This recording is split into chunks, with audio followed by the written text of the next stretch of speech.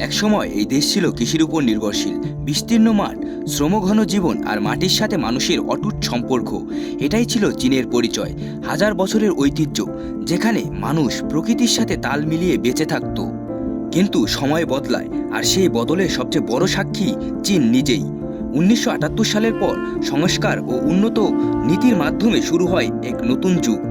গ্রাম থেকে মানুষ ছুটে আসে শহরে, কৃষিজীবন ছেড়ে তারা খুঁজে নেয় নতুন সম্ভাবনা। আজ চীন শুধু কৃষির দেশ নয়, এটি বিশ্বের অন্যতম প্রযুক্তি শক্তি, যেখানে মানুষ আর শুধু মাঠে কাজ করে না, রোবট, কৃত্রিম বুদ্ধিমত্তা আর ডিজিটাল প্রযুক্তি চালাচ্ছে পুরো ভবিষ্যৎ।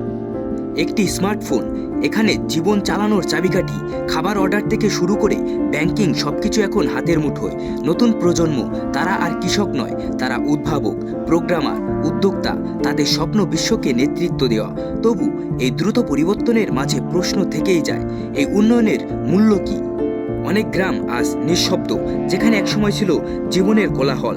প্রযুক্তি এগিয়ে গিয়েছে, কিন্তু কিছু কিছু সম্পর্ক, কিছু কিছু স্মৃতি পিছনে পড়ে গেছে। তবে চীন থেমে নেই।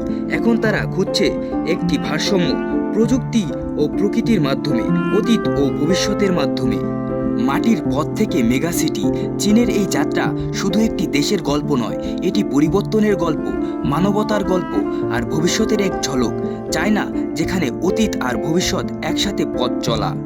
বন্ধুরা, আপনাদের কাছে এই গল্পটি এবং চীনের জীবনযাত্রা কেমন লেগেছে অবশ্যই কমেন্ট করে জানাতে পারেন।